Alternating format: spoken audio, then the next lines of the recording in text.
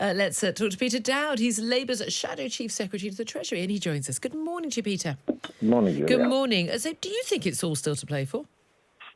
Well, of course, I think it's all still to play for. I think everybody believes it's all still to play for, and your commentators indicate that as well. Now, with Boris Johnson, the fact that he is, at a point one of my guests just made, that he's off trying to go for seats in the Labour heartlands. He's going really across the country. He's been a push before polling day. We're told he's going to go to 5 Labour marginals, including Sunderland, playing a defining role, of course, in the 2016 EU referendum result. The fact that your party leader isn't campaigning a lot of marginals, does that suggest this is about shoring up the vote? I mean, we talked about a safety-first manifesto for the Tories, but is it safety-first campaigning by the Labour Party? No, I don't think that is the case. I think we've had an offensive campaign. And, for example, I know Jeremy Corbyn, as I was last week, in the East and West Midlands, where there are many marginal seats. So I don't think it's simply a case of we are campaigning here, there. We're campaigning everywhere. We are campaigning right across the country, and you've seen that with Jeremy Corbyn up and down the country. And yes, in marginals, they've been to Liverpool where we supposedly have safe seats. So we've been everywhere, basically. Now, you've been talking, your party, about your first 100 days, what you will do if you get into office on Friday morning, including the first budget to end austerity in social security and public services, getting investment flowing as part of the Labour Green Industrial Revolution, and also bringing nationalisation straight on stream, so bringing key utilities into public ownership within the first 100 days. I mean, given that you'll also be dealing with negotiating a Brexit deal with the EU and planning a referendum and negotiating in Parliament for the referendum and what the wording's going to be, and setting an awful lot on your in tray for the first 100 days in office. Well, to be honest, that's the whole point about being a transformative government and aiming to do that, because we've spent the last few years saying that the country needs transformative economic policies. As I've said to you before, people might not agree with them. They may not agree where we believe we can get our tax-raising measures from. They might not agree with the policies, but the reality is we've got to push on with those transformative policies, and that's why you have to have a legislative programme that you set out clearly, unambiguously, as to what you're going to do, and that's what that 100 days are all about. We can't have spent the last 3 or 4 years saying that the country's in a mess, public services are in a mess, the public realm's in a mess, infrastructure's underinvested in, and then when you get in, look as though you're twiddling your thumbs. You've got to get on with that action, and that's why we've been preparing for it for a considerable period of time. Yeah, and yet, one of the big criticisms from the Labour Party of the Conservative government has been that all the bandwidth has been taken up with these Brexit negotiations. Nothing else has been done. Everything's been about trying to get a Brexit deal. All the focus, all the energies of the civil service and of government ministers, including the Prime Minister. Are you saying miraculously the Labour Party is going to get in, and Jeremy Corbyn and John McDonnell are going to have all this attention to spend on nationalisation, investment in public services? All of this is going to be going on with austerity budget, and ending austerity budget, all of that at the same time as doing a 3-month whirlwind negotiation to get a better deal for leaving the EU, and then putting that ahead of a campaign for a referendum within 3 months after that. I mean, you've been saying that the Tories haven't had time to do everything, and they've been focusing on Brexit rather than running the country. But you're saying that Labour Party will be able to do that. Well, I think the difference between us and them, we have been focusing on other policies. We've been preparing for other policies for a considerable period of time. Yeah, but you haven't been running the country at the same time. How can you do that if the Tories haven't managed it? Equally, what we've been doing is that we've been going to Europe. We've been having discussions in Europe. The fact that they may not have been reported, that everybody's attention has been on how incompetent the Tories have been in managing the Brexit discussions, is neither here nor there. We've been having those conversations. That's what we believe. We believe we can deliver within that 6-month period, because it's already taken us 3 years. Now, that doesn't mean to say that this is one of the problems I've had in terms of being the Shadow Chief Secretary. We've been focusing on huge amounts of our efforts on our economic policies, getting our NHS policy right, social care, etc., etc., etc. We've been doing that. We've been doing that in opposition, and there's no reason why we can't then use the energy that we've used in opposition to take that into government. That's That's the whole point, and that's what the Tories want people to believe, that the world absolutely, totally, unequivocally revolves around Brexit. Well, yes, of course it's an important and significant factor, but it isn't the be-all and end-all of the British way of life. Well, looking at the polls at the moment, the latest Ovation poll, and that was the one that was the most accurate when it came to the general election in 2017, we're looking at a 45% lead for the Tories, 14 points ahead of Labour on 31%. If, as many predict, your party loses, or indeed, I mean, one of the options is a majority, either a majority Tory of whatever size government or a hung parliament, possibly now with even a Tory as the largest party rather than the Labour Party. If your party loses and Jeremy Corbyn is not the next Prime Minister, should he resign? No, he shouldn't resign. We've had this in the past, haven't we, where people... Ed Miliband did that the day after the election. He resigned.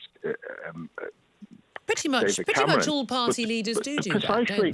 Precisely, and there's got to be a period. There has to be some times where I think Jeremy Corbyn in the past has broken the mould in his terms of his approach to these matters. But look, let's wait. Why don't we wait for the next 3 days? Why don't we until Thursday? But it is important. It is important for people to know what happens, because are you saying? I mean, how many? If Jeremy Corbyn does lose, as the polls are predicting right now, he lost in 2017. He'll go much closer than the pollsters have predicted, and undoubtedly. But how many elections should a party leader lose before they resign? I mean, 2, 3, 4, 5? Look, we're getting into the realms of sort of hypothesis now beyond fair adventure. Why don't we just wait for the next 3 days and see what comes out? Okay, but if one of the options here, one of the most likely options right now is that your party loses and Jeremy Corbyn is blamed by an awful lot of Labour voters and by a lot of Labour MPs and former Labour MPs as the reason why your party isn't electable against... Look, Boris Johnson's got some terrible poll ratings in terms of his trustworthiness and whether people believe he's actually going to deliver.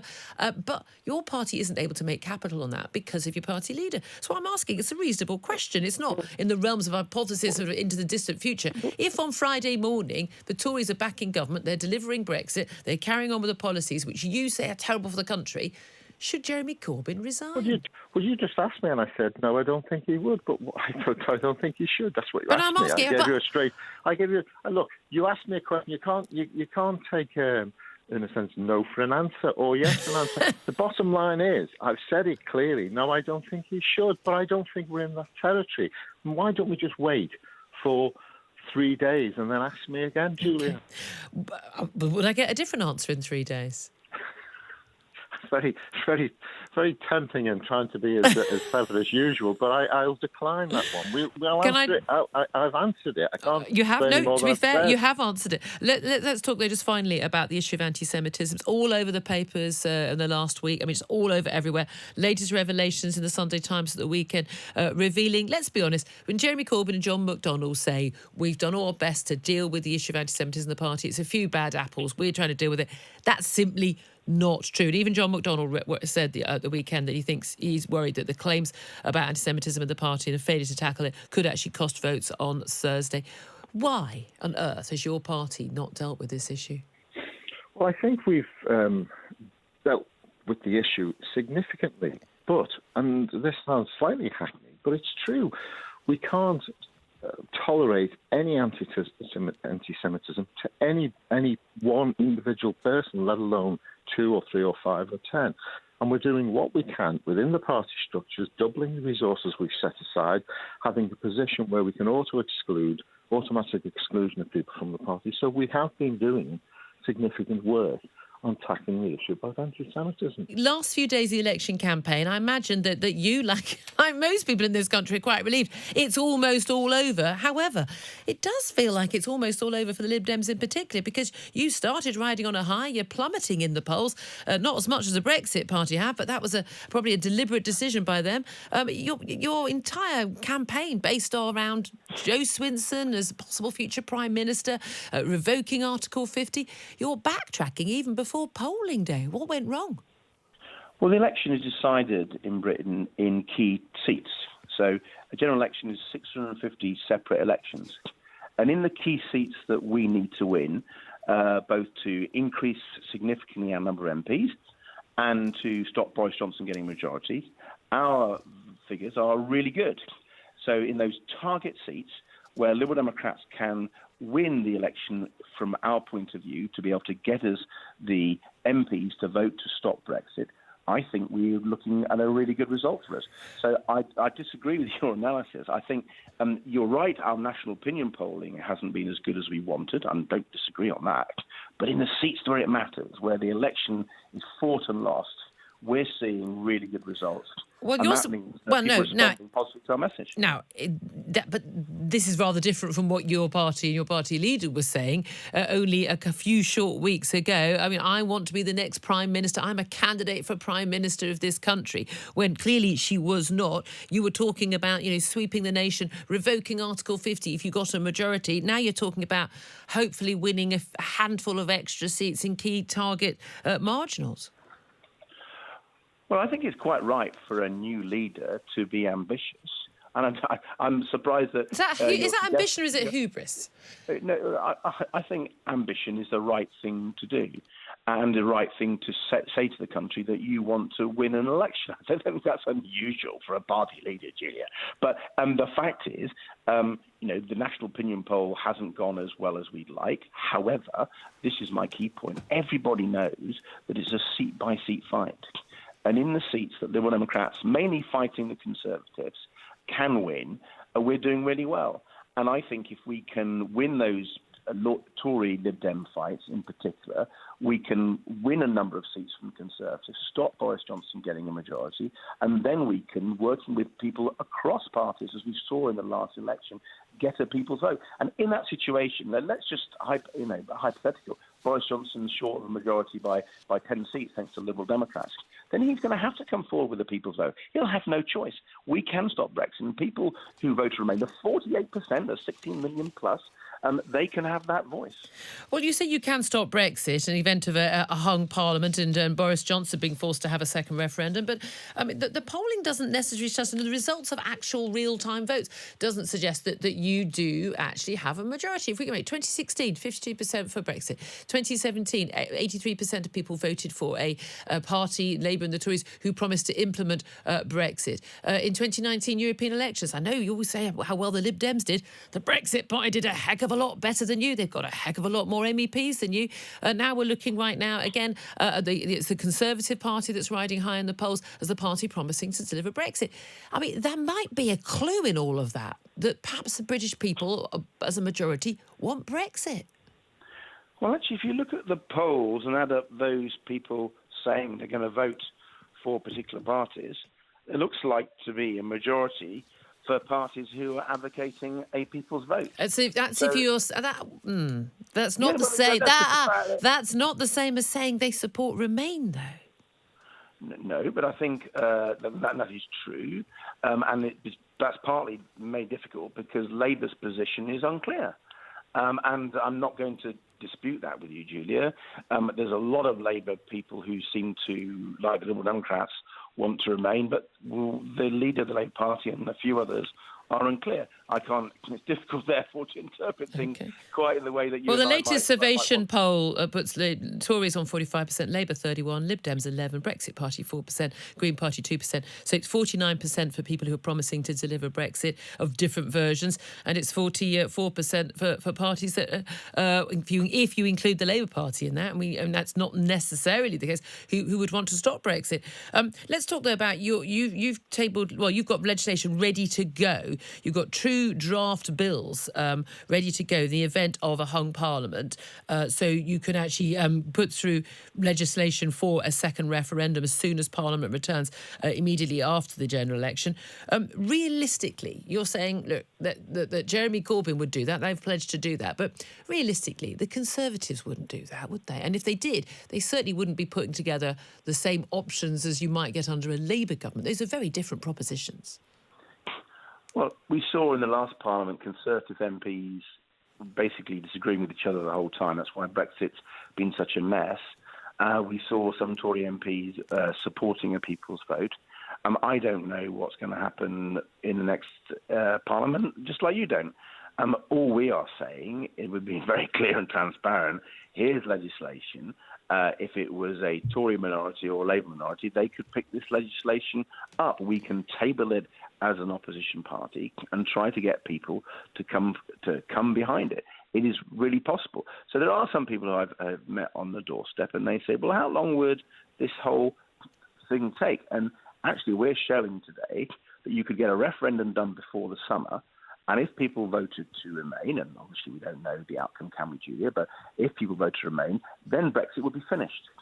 And you compare that with Boris Johnson's proposition, where he, just like Donald Trump, he said, build the wall, and saying get Brexit done.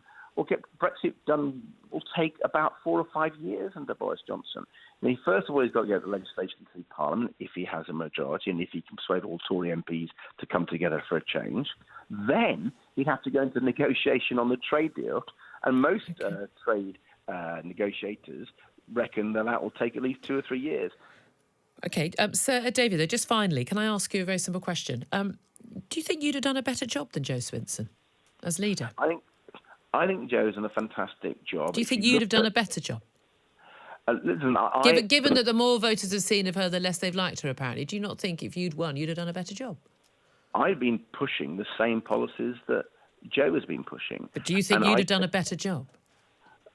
I don't think I'd have done a better job. No, I think Joe's had a great campaign. And in the areas that we need to win, in our target seats, to come back to that key issue I'm trying to get over, that we can stop Boris Johnson and stop Brexit in those key seats. Joe's going down phenomenally well. Okay. There's been quite a lot of infighting. Last week I was speaking to 4 of your former MEPs, including John Longworth, who left your party. You'd already actually thrown him out for not agreeing with the party official policy. They here, and Nunziata, Rees-Mogg and others basically said, we're endorsing the Conservatives, left the whip for the Brexit Party. There's a big battle going on in the Brexit Party, isn't there, over whether or not you're going to be the party that continues to save Brexit, or whether you're the party that could stop Brexit happening by splitting the vote in some key constituencies and not ensuring there is a Tory majority to deliver Brexit. That's the only party realistically that can deliver Brexit right now. Are you worried that, as the man who actually made it possible for us to have an EU referendum in this country, who probably was instrumental in the Brexit plan not actually just falling by the wayside with the Remain Parliament, you could end up being the man who prevents Brexit from happening? Well, there's a lot there to deal with. Let's start from the very beginning. February this year, Brexit stuck in the weeds, dreadful Prime Minister, a Conservative party that didn't have the courage to get rid of her, second referendum coming down the track, hundreds of thousands of people marching through the streets of London. And I thought, well, I can't stand aside and watch all this going on. So I founded the Brexit Party. Very simple. We want the democratic vote to be carried out. We wanted to leave the European Union with a clean break. Very happy to leave on WTO terms if a Canada deal wasn't on offer, and that is what everybody signed up to. Now, the fact that John Long and Nunziata Rees-Mogg now want to sign up to an EU treaty that really is nothing more than Brexit in name only. Whilst it's disappointing, hey, there's loads of it about. I mean, Anna Soubry has done the same thing. You even got people like John Major saying vote Liberal Democrat, Tony Blair urging tactical voting. So Brexit does make people behave in strange ways. But all I would say is everybody that was elected for the Brexit Party was elected on that ticket. I haven't moved. I haven't... Oh, a line. I'm hoping you still hear me, Nigel. I think the line went down there. Nigel Farage? Oh, darn, we're going to try and get him back up again. Of all the key moments to lose a phone line. Let's bring in Caroline Foster and Matthew Lesh. Caroline, look, you're a Remainer. You made that very clear. Mm-hmm. Basically, you're quite happy for people to vote tactically to keep the Conservatives out and prevent Brexit. Oh, apologies. I'm going to come back to you because Nigel Farage, I think we have got him back on the line. And Nigel, we only just missed a couple of seconds of that. So here's the point.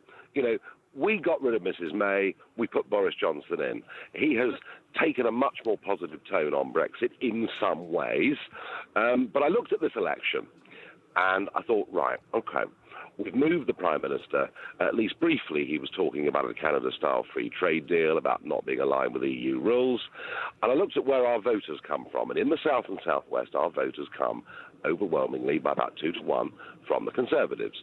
And I knew the effect of standing everywhere from South London down through Surrey, Hampshire, right to Land's End would have been a lot of Liberal Democrat victory.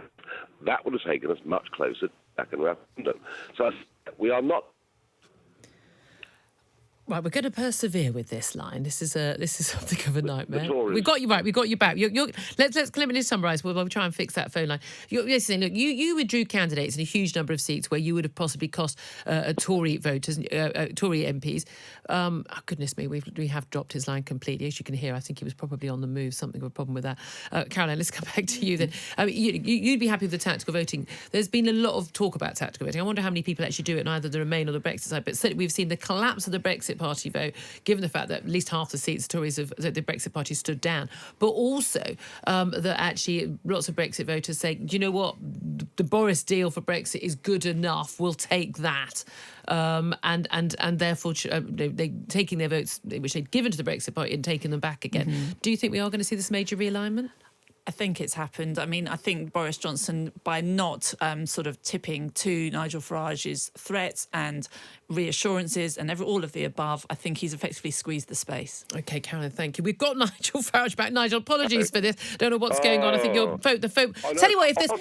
I'll tell you what's going on. 20 years ago, I'd have had this conversation with you, no problem at all. But we now live in a country where our phones don't work, and many people haven't got broadband, so that's the problem. I was just going to say, I'll vote for any party that'll make mobile phones work all the darn time. But this is the thing. Look, you were talking about this big realignment. We saw this in European elections. European elections are always rather different. You did this with the UKIP as well. And people say, like, you keep failing when it comes to general elections, but this is where you do affect what other parties do, and you've had this role, and there are many people who disagree with you vehemently in the world of politics who would say you've still been the most influential figure in British politics in the last few decades. But are you not afraid that actually we're not going to see this big realignment? On the polls today, looking at 45% vote for the Tories, they could end up with a big majority. Now, you could argue that you helped to deliver that by what you've done with the Brexit Party, but does this not mean failure for you? Well, I don't think shifting political agenda means failure. Far from it. I'm pleased. I mean, hey, they're even talking about an Australian point system. Virtually everything I've talked about, Boris is now talking about. So I'm pleased to have shifted the agenda. But on the point of Labour seats, on Thursday night, you will see the Conservatives winning seats that they would not have won if there wasn't a Brexit Party candidate. We saw exactly the same thing in 2015 with UKIP.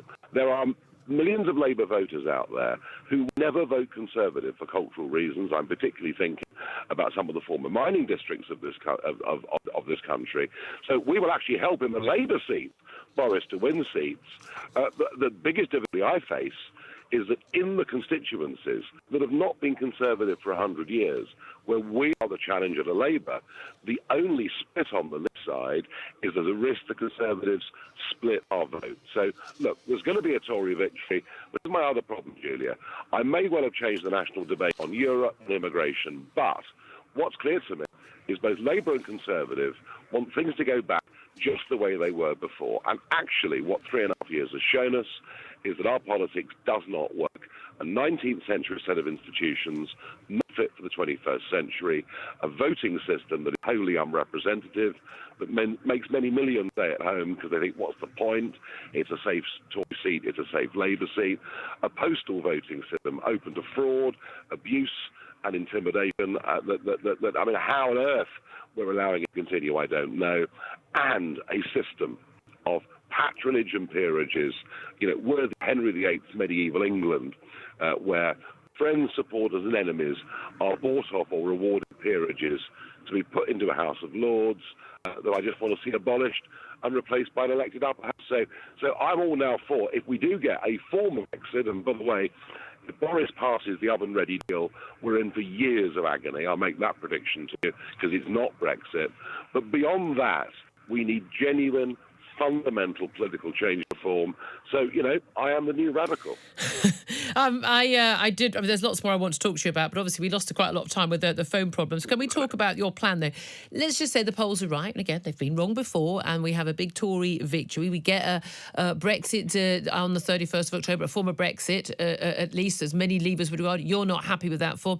We negotiate, and we're getting towards December 2020, end of the transition period.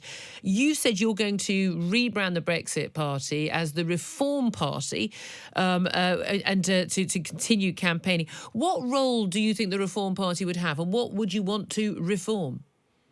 Well, as I've just, we want to get rid of the House of Lords, we want to get rid of the postal voting register, which is open to fraud, abuse and intimidation, and have a more representative form of democracy where people in every seat in the country feel that in some way their vote will register towards representation in the House of Lords. We're going to have a written constitution, otherwise we have a Supreme Court making political decisions without any rule book of which to operate.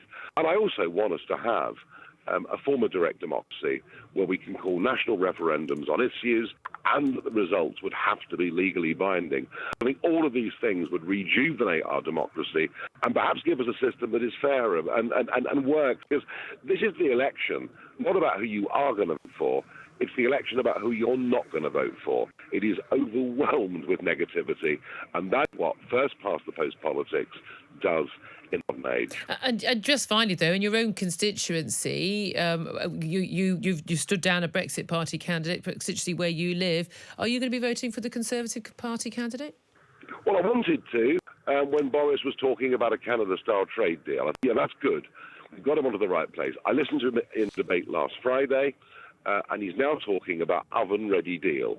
That is a new EU treaty that binds us to regulated alignment. It means from everything, from financial services to fishing, we will not be making our own laws. So the answer is no, I will not vote for them. OK, let's talk about what the Conservatives are doing today. Boris Johnson is, according to the Times, the headline, blitzing seats in Labour heartland, so travelling all the way across the country, very much targeting not those shoring up the Tory vote in the seats you need to keep, but going for those marginals, those, many people would have thought were Labour stronghold seats. Is this a sign that you really are rather confident of getting that majority? Well, it's a tight election, Julia, and the Prime Minister's fighting hard for every vote, which is why he's visiting all parts of the country and he's taking our positive message to the voters. If you want Brexit done by the end of January, you need a majority Conservative government to do that, end the gridlock that we face, and then start moving on to all the other priorities we have, like the NHS schools, putting more police officers on the street, and people don't want to stay trapped in this gridlock. That's what the Labour Party would do. More referendums, more division, the economy would be wrecked, and no focus on anything that matters to all people's everyday lives. Well, undoubtedly, whenever we've spoken to you, any other front bencher, the Prime Minister constantly just brings everything back to Brexit. It doesn't matter what he's asked, he goes, get Brexit done, and replies. And very much back to, I think, core messages in terms of that, the original Vote Leave campaign that he helped lead on immigration. And that's been a big issue over the weekend. And this promise of this Australian-style points-based system, is that going to deliver, finally, lower net migration levels, which the Conservative Party so far have totally failed to do?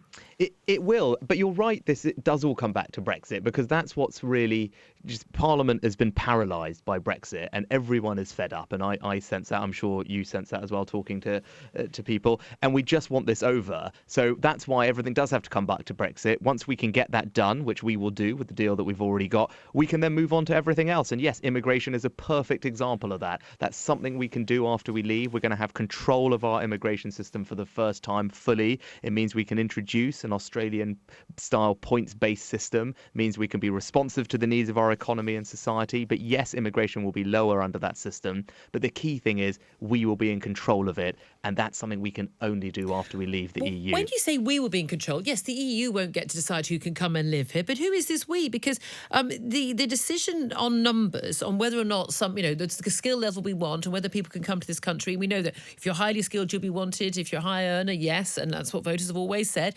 But if you're low skilled and low paid, it'll be decided by an independent committee, much like the MPC committee, the Bank of England decides interest rates, an independent committee, which will get to decide which industries, which areas, whether it's picking fruit or working in the NHS as a hospital porter where extra numbers are needed. But that is going to be a committee which doesn't have any democratic oversight. It's not going to be cabinet ministers deciding that. So they could decide we need to have more immigration. It could end up going up. Let me explain what's happening. So that it's right as something as complex and sensitive as immigration that the government takes independent expert advice, and that's what the Migration Advisory Committee is going to do. But the crucial things. They've been given a remit, and the remit is to focus on making sure overall numbers come down, making sure that the needs of the economy are met, and the third one is to make sure that we're improving British productivity.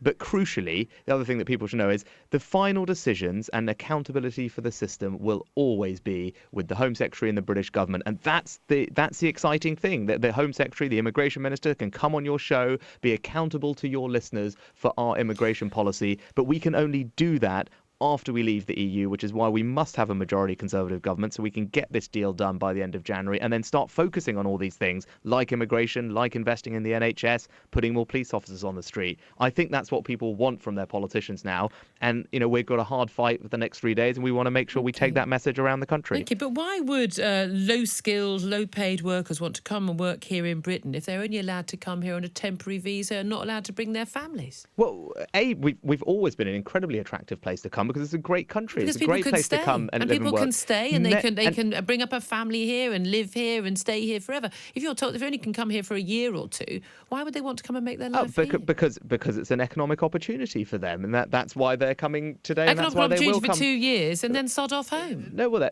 and we already have temporary systems, and many countries around the world have temporary migration systems. We already have one for agricultural workers, right? A seasonal agricultural worker scheme. So we already know that it works. And actually, one of the things that we're doing is increasing the number of people who'll be able to come under that specific scheme, because that's something that industry have recommended, and in the short term we think is the right thing to do for the economy. Of course, over time we should be investing in new technology to do fruit picking and things like that. But that's a great example of a scheme that already is working successfully with people coming here for short periods of time, for the economic opportunity that it provides for them and their families wherever they come from and live. It helps us for fulfilling some needs that are unmet today. But again, these are exactly the debates we should be having. We can only have these debates and be accountable for the decisions we make if we are in control of immigration policy. We can only do that if we leave the EU. The alternative is if we've got a Labour Party, there'll be no Brexit, more delay, and free movement of people will continue, unlimited, uncontrolled migration, and that is simply not what the British people want. And what about the situation with Northern Ireland? Because the Prime Minister keeps insisting that there will be no checks, no paperwork, no customs work between goods travelling from Northern Ireland to the rest of the United Kingdom to Great Britain after Brexit.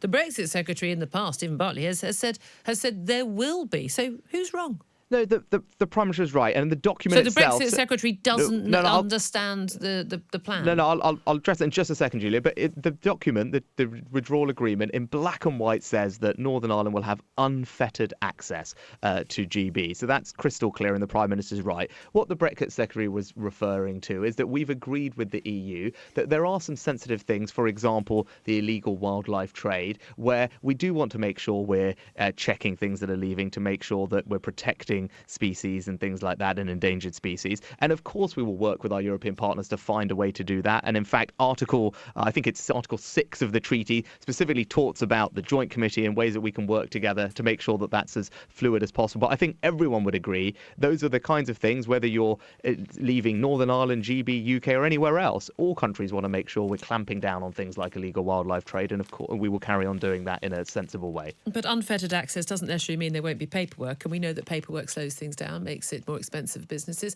and it won't be unfetteed. No, it says in black and white in the document it will be unfettered. And the crucial thing is here, we are leaving... Depends what you mean by fettered, doesn't it? Well, it does, doesn't it? The crucial thing is here... There's nothing to stop people from trading. They won't be attacked. But actually, we know that one of the things that does actually add costs for trading, in the same way that a customs duty does, is a requirement for paperwork, which does actually put a cost on businesses. Actually, if you look at the withdrawal agreement and the political declaration, when you talk about our relationship with the EU going forward, it specifically commits us to an ambitious and I think unprecedented degree of customs facilitation. That's something that's an exciting opportunity for us. So the key thing here, this deal ensures that we can leave the EU together as one united kingdom, and Northern Ireland will benefit from all the new free trade deals that we're able to sign. But again, this is all about the future, the exciting opportunities that are out there. We can only get to that future if we get Brexit done first, and we've got to end this gridlock. So by the end of January, with a majority Conservative government, we can do that, deliver Brexit, and then move on to all these other things. OK, just finally, lots of concern about the NHS as we report now from the Royal College of Emergency Medicine, who say that the service right now is, in their words, in the worst state we've ever been in as we enter the true winter season. A&E departments, they say, are buckling. Thousands of hospital patients spending up to 12 hours in A&E as cold weather looms. Of course, we've got to have a norovirus outbreak, the vomiting bug virus. We've had an early flu season as well, and a very serious strain of flu coming from Asia and Australia. Are you concerned that actually the austerity that has affected public services, and yes, the NHS has seen its budget going up, but nothing like by the sort of numbers and the sort of percentages that it has in previous years, that actually there is going to be a massive cost to this, and it will cost lives? Well, look, first thing to say is the NHS is doing an extraordinary job, and everyone who works in it deserves nothing but our praise. The good news is it's treating more people now, whether in emergency medicine or anywhere else, than it ever has done in its history. So that's great. We've also just had the good news today. You would have seen, I think you mentioned it earlier on the front page of the Times, about cancer survival rates, which have increased every single year over the past few but years. Still which is way a behind sign, most of Western Europe. Which is a sign of progress that we've been making. And they're really increasing at quite a rapid rate, which is fantastic news, and we'll continue to do so because we're investing in diagnostic equipment. But here's the thing. I agree with you. The NHS is really important. We care deeply about it as a party. We want to invest £34 billion in it. We want 50 million more GP appointments. We want 50,000 more nurses. We want 40 new and better hospitals across the country. We want to get on and do all of those things, and we can, because we will get Brexit done and grow the economy. The alternative is we remain trapped in Brexit gridlock and the economy gets wrecked by the Labour Party, and then we won't be able to do any of these things for the NHS. And that's the clear choice at this election. Last night was the final. Former EastEnders star Jacqueline Josser won. I have to say, it's a bit of a shock winner for me, but she was crowned Queen of the Jungle, following in the footsteps of the likes of Harry Redknapp, Stacey Solomon, Kerry Katona and others. The result was revealed last night. Well, here's someone who knows exactly what that feels like, because she's the winner of the 2017 I'm a Celebrity, and that's Georgia Toffolo, better known, of course, to everyone as Toff, and she joins us this morning. Good morning to you. Hello, it's lovely to be here. Lovely to see you. Now, I have to say, you were a very obvious winner in 2017. Oh, bless you, that's very kind. I didn't know it at the time, I'll tell you that. Yeah, it was very. You were such a star of the show. I have to say, I'm going to be nasty to Jackie, Jax as they call her. I didn't think she should have won. For me, it should have been either Kate from GMB. I thought Kate was fabulous, or Roman Kemp. Yeah, it was incredibly close this year, because even with Harry last year, he was a clear winner right from the beginning. But maybe does that make it a little bit more interesting that we didn't have a front runner from day one? No, I don't. It's nice not to have a front runner, but I like people to either to have given me something to talk about. I know. I can't think of anything she's done for me to talk about. I know. Now I'm not Queen of the Jungle anymore. I was hanging on to my crown because, of course, Harry won it last year. You get to keep it because it's a beauty queen world. Very brutal. You have to hand it on. You have to hand it to the next person. Well, actually, it's a real flower crown, so it does disintegrate. But I've still got the remnants of the petals. You've got this mouldy, rotten little things there. Now you are here not just to talk about I'm a Celebrity, but I'm very enjoying the fact that you have come bearing gifts. Well, forget the three wise men.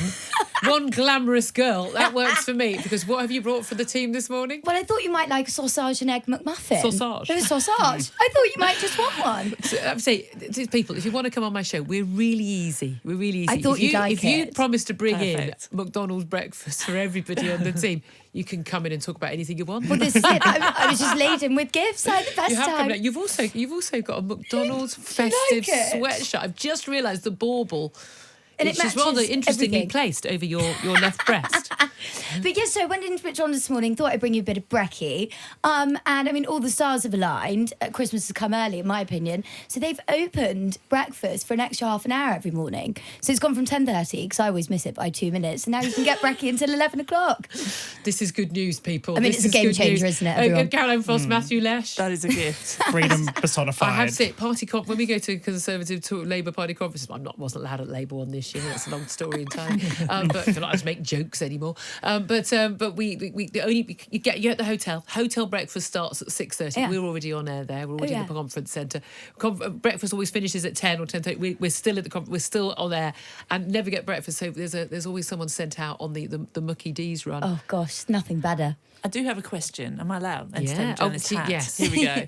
when you're in the jungle, what's the thing you actually miss the most? I know everyone says, a cup of tea, blah, blah, blah. What's the real thing? No, I'm a real nerd. It was the newspaper. I just could not get over the fact that I had no news for almost a Everyone month. says it's the boredom in the jungle. Well, yes, and you're not allowed to take in any reading material. You're allowed a luxury item, which I took in fake tan, which I don't regret at all. But, silly things is that when I came out and I said, Mum, what on earth has gone on? And she said, well, Harry and Meghan are engaged. I thought, oh my goodness, I've missed out. And there's a real, I'm quite up to date with my current affairs, but there was a real gap in my knowledge where people say to me, oh, this happened. I'm going, no, must have been when I was in the jungle. It makes sense. It has changed over the years in terms of people being allowed to wear a little bit of makeup. I mean, Kate Garraway, there was definitely some eyeliner on. And I think there's a lot of women who go, oh, come on, give me a break. Or they prepare in very deep advance. I did. There's some nice dye. I wore foundation there because I had terrible acne when I went in, and it really affected my self-confidence. And I just was really upfront, and I said, I've got to have it with me. And they allowed me to put it on once in the morning. And it's interesting,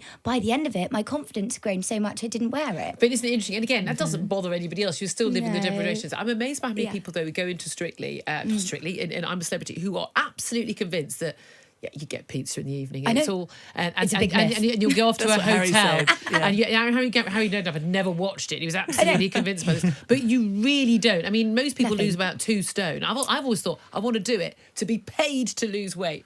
This is it. I came out, I was so thin. They do not give you anything. And you do think, halfway through, I was really struggling to tie my hair up and I was so weak. And I said to Dr. Bob, oh, darling, go on, give me a wine gum or something. And he was like, no, absolutely not. You're fine, you're healthy, carry on. It's amazing how little food we do need to survive. Matthew, would you, if you ever got invited on, would you do it? I'd be tempted purely by the weight loss idea of it. No one in this studio, by the way, needs to lose weight. It's such a special experience as well. It's wonderful. But when we see people getting all emotional, they get a letter from home saying, oh, we're so proud of you. Or when they do this whole thing where they're just they're just so emotional about everything, and people leaving the jungle. Oh my God, you're leaving! You're going to see them in 3 hours. No. But is it the lack of food that makes you so completely off the scale emotional? Well, you're in a situation that you have never been in before. You're cut off for even 10 days before you even enter the jungle, and just silly little texts to your family or whatever, just checking in. You don't have one thing, and the producers, they don't see them. You just get a microphone saying, hi, can you come to the Bush Telegraph? And I think it's very bizarre, and you do end up thinking about a lot of things in there that you might not have really cared about before. There's a lot of deep thinking. And the bonding. Now, one thing I have noticed is that every single person, I think bar one that I've spoken to who's been on I'm a Celebrity, all the different episodes, all the different series, they have had the most incredible bond with their cameos. Do you still stay in touch with the people who were in your... Yes, very much so. So Stanley Johnson, we're really close, going for lunch tomorrow. Yes, you did the Hunted. We did the Hunted. Gosh, we weren't very good at being on the run. We're not very inconspicuous Can I just say, you were terrible at being on the run, mainly because Stanley Johnson just kept using cash points. We just had a jolly for 10 days. You were so unbelievably patient with him. Oh, I just adore him. I can't help it. He's nearly 80, he's 79. I mean, what can you say to the man when he wants to get out his card and buy me a crab sandwich? I'm not going to say no, am I? That's not a euphemism. He did actually buy his crab sandwich. Thank you for need that. to point that out after you've been on. If someone said go in the jungle again, would you do it? I do it tomorrow.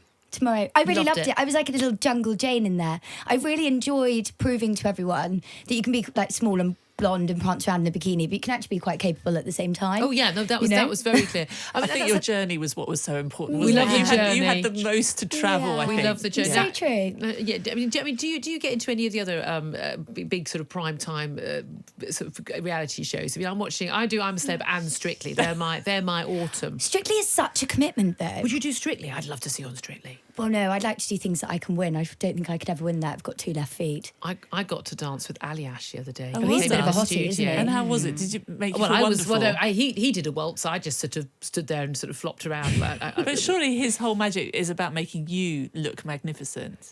I think even he couldn't do that well. The only difficulty, of course, I got to meet Ali Ash. I have to say, she's fabulous. His wife was with him. I mean, when I've had the dreams about meeting Ali Ash, Jeanette wasn't there. I'm just telling you, Caroline. She's no fool, is she? She's a top bird. She's an absolute top bird. Okay, so in terms of I'm a Celeb, though, do you think Jackie was a worthy winner? Because I've got to be honest, I didn't really care. I think so. I'm going to be honest. Well, I just like another girly winning. I like that, full stop. I think she's been through a lot in there.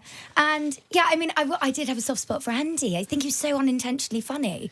I really liked him. Do you think Andy is really like that in real life. Yeah, I do. I think he's really, really authentic. That's why I enjoyed watching him. Yeah, I think he's brilliant. There's no doubt at all that this has been a factor in the election, particularly a factor for those former Labour MPs, those who've gone over to different parties, either to the Liberal Democrats or as independents, or like Ian Austin, who became independents and stood down, but specifically over this issue have said that they believe Jeremy Corbyn is not fit for public office and for people to vote for the alternative.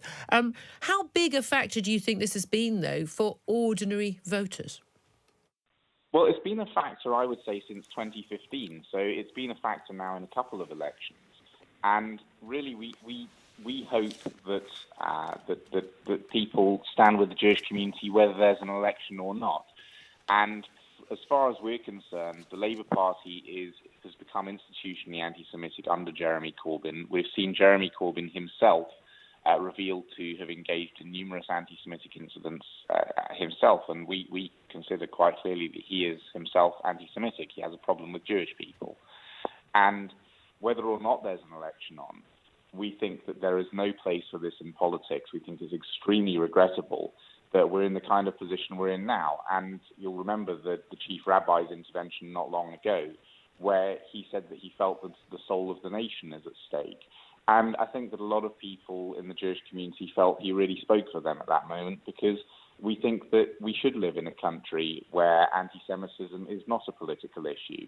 It's not an issue where one party has a problem with it and the others don't. And it used to be, as recently as 5 years ago, it used to be that all of the political parties had the same position on anti-Semitism, which was zero tolerance of it.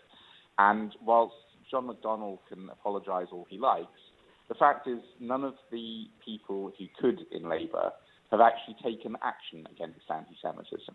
Occasionally they issue an apology. Occasionally they launch a whitewash inquiry like the Shami Chakrabarti inquiry.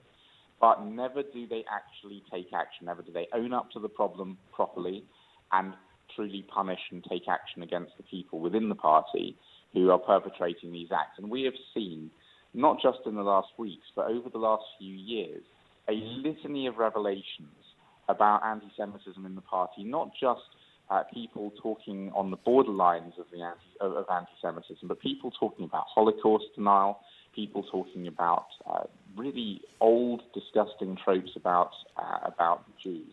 And yesterday at our rally, we heard from the historian Tom Holland, and he was talking about the fact that there are now anti-Semitic tropes in our politics which were so abhorrent that even in the 13th century, they were banned by the Pope.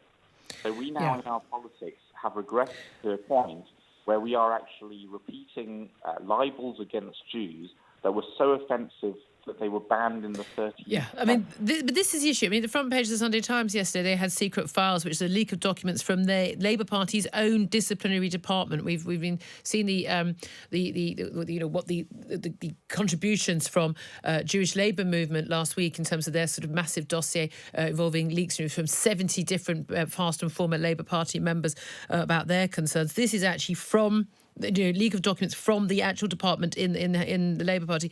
And it does show, without a shadow of a doubt, that the claims from the leadership to be dealing with this issue and this idea that it's a few rotten apples and that every party has problems with racism and anti-Semitism and it's just a question of them dealing with those issues and it's no worse than the Labour Party than any other party or the Tory problem with Islamophobia, etc., etc.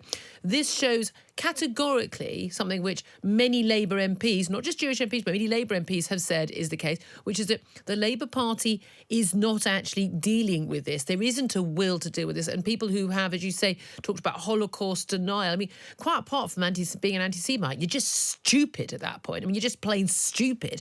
But the fact that it's not being dealt with, where do you think this came from?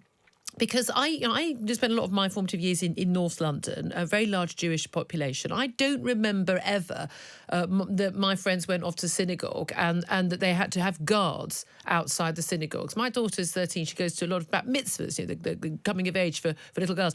There is a guard outside each of these venues, a guard or more outside these venues. This is a new thing. Where has it come from, this anti-Semitism? Has it always been there? Has it been brought here from elsewhere? Where has it come from? Well, it's an interesting question. Britain has a long history with anti-Semitism. It was one of the first countries to expel Jews, and Europe has had a huge problem historically with anti-Semitism. But what we're seeing now is not only a sort of return of the old anti-Semitism. We're seeing these conspiracy theories starting to spread, and I think the combination of social media with conspiracy theories, with a political party which is unwilling to act against them, with people whose worldview is inherently anti-Semitic. I mean, people like Jeremy Corbyn will regard, Jews as being somehow sort of, elite and powerful, when in fact nothing could be further from the truth. I mean, we are at the moment quite demonstrably, 4 years into an absolutely appalling anti-Semitism scandal that we can do absolutely nothing about, and we're watching helplessly from the sidelines. And as far as where it all comes from within the Labour Party, every party's got a problem with anti-Semitism. The problem that Labour has is that it has so manifestly failed to deal with its anti-Semitism problem, and it has also elected a leader to lead it who is anti-Semitic. So anti-Semites feel it's their natural party of choice. And we actually did a study with King's College and YouGov, which we published last week. And that study showed that Jeremy Corbyn is the candidate of choice for anti-Semites. 2/3 of his closest supporters are likely to hold anti-Semitic opinions themselves. And we see that, I suspect, he's probably somebody who's attracting people to the party who think, you know what, I don't like those Jews either. That man speaks for me. And what He's had endorsements from the former Grand Wizard of the Ku Klux Klan and the former leader of the British National Party. What does it, I mean, in terms of the message sent by voters at this next election, I've spoken to a lot of people who are saying they disagree with the anti-Semitism, they're very angry and upset about it. However, they're still going to vote Labour. Now, there are many, many different good reasons for people to want to vote for any political party of any kind and to vote for Labour in terms of extra spending or the like, or their different priorities, or if you want a second referendum on Brexit. But do you feel that at the campaign for anti-Semitism, against anti-Semitism, bizarre slip, that people saying I'm opposed to Labour's handling of anti-Semitism, but I'm going to vote for them anyway? Does that send a message to you that people aren't that bothered about it? Or does that concern you? Well, look, first thing I've just got to say is that we're a charity, we're apolitical, and we don't tell people how to vote. But what we have been hearing for the last 4 years from people is this sort of excusing of anti-Semitism.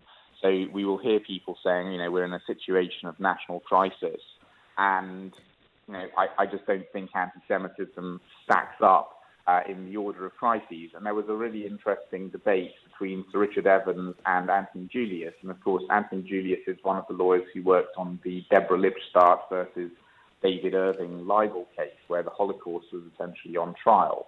Whether the Holocaust happened was essentially on trial. And Sir Richard Evans was one of the historians who gave expert evidence and was instrumental in defeating David Irving. And there was this very interesting, very public debate that played out between Anthony Julius and Sir Richard Evans, in which Sir Richard Evans said initially, you know what, I just don't think anti-Semitism stacks up in the sort of list of issues, as it were, when compared to other things. I think there are bigger things at stake. And Anthony Julius essentially said, how can you say that? And it's precisely these moments in history where people decide that anti-Semitism is not that important, it's something that they can cross in. That's the moment at which society has historically always been most in peril. And I think that it's true to say, and I think that it's a real shame that we have to say it, there is no situation whatsoever of national crisis which demands an anti-Semite to help get us out of it. Everything that we face at the moment, every challenge that we have in the public sphere, those challenges can be met from the right wing, from the left wing, from the centre, but none of them require that we be led by an anti-Semite. And that is what is so terrifying to British Jews. this idea that anti-Semitism is something that we can kind of ignore because there are other issues at stake. There are Okay. Los Angeles jury ruled that the British caver, and we've helped take a major role in terms of rescuing that football team of young Thai lads from the flooded caves there a couple of years ago, that he had not been defamed after the billionaire Elon Musk decided to tweet out that he was a, quote, pedo guy. Extraordinarily, Vernon Unsworth, it was ruled that he had not been defamed. But let's talk now to Mark Stevens, who's the lawyer from Howard Kennedy representing the cave rescuer, who joins us now. Mark, good morning to you. Morning, Julia. As I pointed out on Twitter the next morning, does that mean we can all just walk around just referring to people as if they are people who sexually abuse children? And apparently that's okay, because it seems to me that there really isn't anything more awful that you can call someone, and yet somehow this jury decided that Elon Musk was allowed to do so. Can you explain what the jury's decision was based on? Yeah, I mean, I do think that from a societal perspective, we have lost as a consequence of this judgment. You know, effectively the jury has given let, leave and license to people to suggest they're criminals, they're murderers, rapists, paedophiles, doesn't matter what, without any comeback or retribution.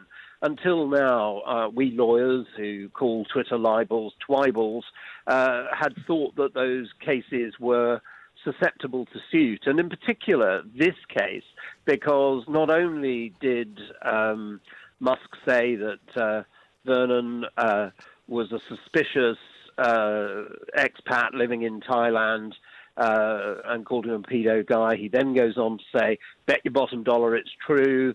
And then he writes to a number of, or to a news outlet, and tries to get them to say that he's a child rapist who married a 12-year-old, all of which is completely false and untrue. And none of which ties with the line that he span in court, which was that, hey, it's just a child, a child's sort of playground insult. I didn't mean he was a paedophile. It's just a pedo guy. It's just an insult you throw out. He didn't mean it. And yet everything he did after he said that tweet suggests that he did believe he was. Well, I think the problem with that is that pedo guy, he said, was a common insult in the English-speaking world. Not in my playground, it wasn't. Well, it wasn't not only in my playground, but I had never heard it before. And I bet listeners, I'd be really interested if any listener has ever heard the term pedo guy before it was used by Elon Musk. And what's interesting is if you look in the Urban Dictionary, pedo guy is first put in there after the use by Musk. So it doesn't exist before that. So it's a really odd term. And I think, people are deeply troubled by the way in which this could be used. I mean, it all came about because Elon Musk had offered this prototype submarine to help, and actually it was no use whatsoever in the rescue. And Vernon Unsworth basically sort of said, look, you could stick his submarine where it hurts, and basically said, look, you're just trying to do this for publicity. You're not actually giving us any help. And that was where it all started. But again, if this wasn't meant as the insult it really is, it would have been really easy for Elon Musk to say, oh, look, sorry, I shouldn't have used that phrase. Apologies, I don't think this. Sorry for slurring your name, but also let me give a donation to a charity of your choice. This could all have been over, but the fact that Vernon Unsworth actually had to go to a court for this, it seemed to most people this would be a slam dunk win. Why then wasn't it a slam dunk win? What did the jury? I mean, we know you can't talk to a British jury; it'd be illegal to do that. But American juries are allowed to say why they came to their decision. What did they say was the reasoning where they thought it was just okay to call someone a paedophile? Well, it was interesting. They were asked a series of questions. First question, is it defamatory? Answer, yes, tick. Was it published? Answer, yes, tick. Was Vernon Unsworth identified? Answer, no. So that what's really interesting about that is that they seem to have misunderstood the law, because you as an experienced journalist will know, Julia, that you don't have to actually put someone's name in. If you are identifiable from a tweet, then in those circumstances, it's as the American law says, of and concerning you. You are identifiable. And in this particular case, Vernon isn't on Twitter.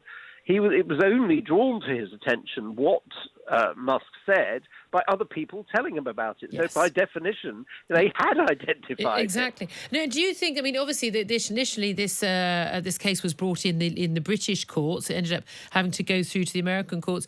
There's a lot of talk that you may well seek a retrial. You may consider an appeal and bring the case to the UK, where Vernon Unsworth would have a better chance.